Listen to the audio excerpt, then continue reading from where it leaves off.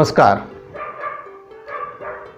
हम जो घटनाएं सुना रहे हैं यह उस दौर की हैं जब तैमूर लंग के कत्लेआम से पूरा भारत थर्रा गया था। तैमूर मोहम्मद साहब के वंशज सैयद खिज्र खां को भारत में अपना प्रतिनिधि नियुक्त कर चला गया था।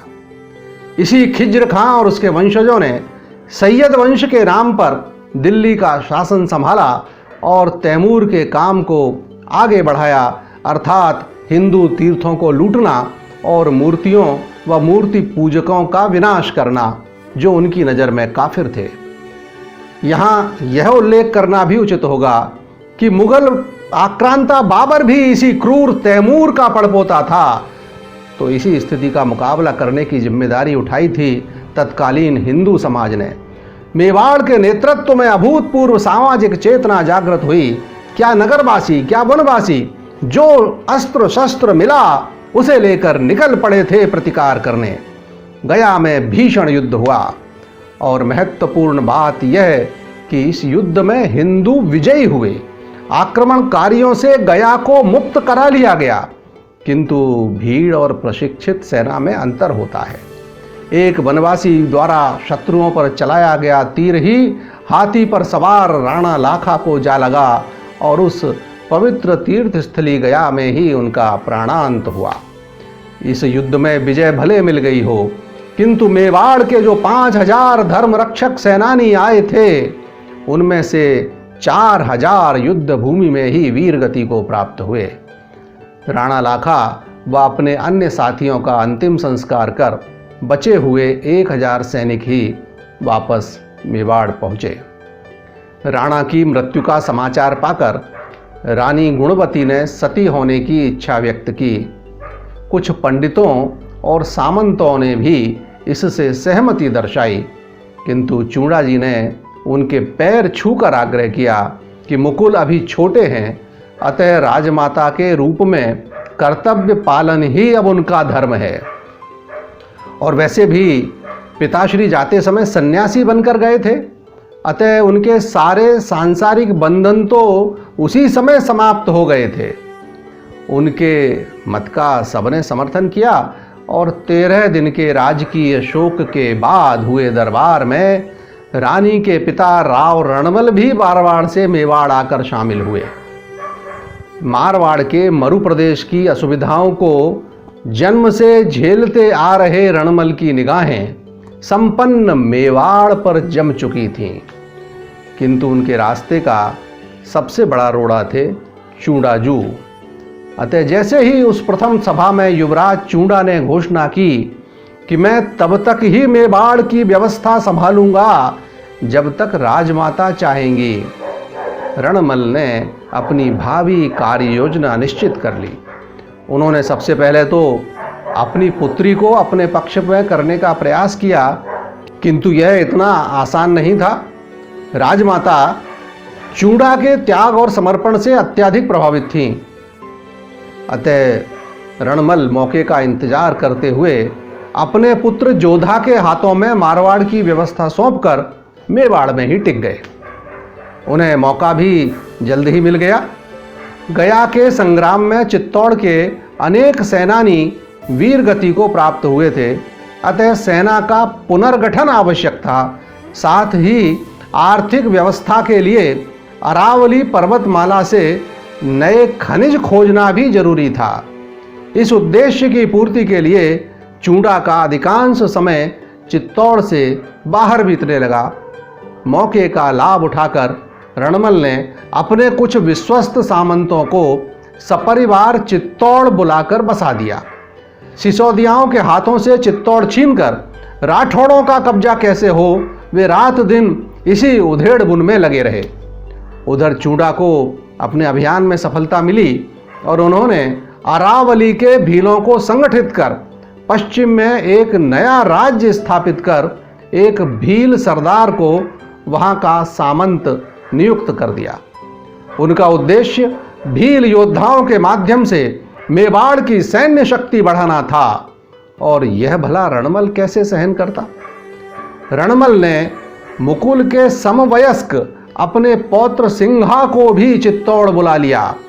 गुणवती को यह कहकर संतुष्ट कर दिया कि उसके बिना उनका मन नहीं लग रहा था और इस बहाने राणा मुकुल को भी खेलने के लिए एक साथी मिल जाएगा। लेकिन विलासी रणमल का असली उद्देश्य था उसकी देखभाल के बहाने अपनी रखेल दासी अमिया को भी बुलाना, जो उनकी सेवा के साथ महल में रहकर गुणवती के मन में चूड़ा जी के प्रति जहर घोलने का काम भी करती रहे। अब तक यह काम वह अकेले कर रहा था, अब उसे अमिया के रूप में एक अच्छा सहयोगी भी मिल गया। दोनों ने नादान राजमाता को समझाया कि चूड़ा जी अपनी शक्ति बढ़ाते जा रहे हैं और अपने आप को राज्य का स्वामी ही समझने लगे हैं। अब तुम ही बताओ, कोई नया सामंत नियुक्त करने का अधिकार राणा मुकुल का है अथवा उनका? उन्होंने किस अधिकार से उस भील को सामंत नियुक्त किया? अपने पुत्र की भविष्य की चिंता में राजमाता गुणवती इस बार रणमल के बहकावे में आ गईं और उनके मन में शंका का बीज उत्पन्न हो गया। चूड़ा जब अपने अभियान में सफल होकर आए, चांदी की नई खदान भी मिल चुकी थी, अतः उनका भव्य स्वागत हुआ। उसके बाद आयोजित दरबार में चूड़ा जी ने घोषणा कर दी कि जितने भी सैनिकों ने गया युद्ध में जान गंवाई है, उनके परिवारों को एक एक सहस्त्र चांदी के सिक्के प्रदान किए जाएंगे। सारे मेवाड़ में युवराज चूड़ा की जय जयकार गूंजने लगी।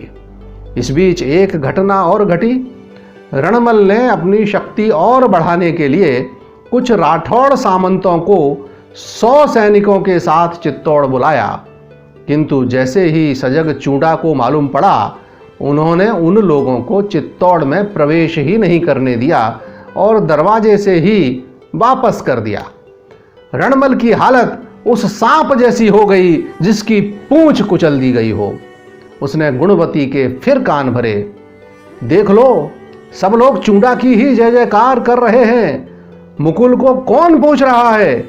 मैंने सुरक्षा की दृष्टि से कुछ राठौड़ सरदार बुलाए थे, उन्हें तुमसे पूछे बिना ही अपमानित कर दरवाजे से ही भगा दिया गया।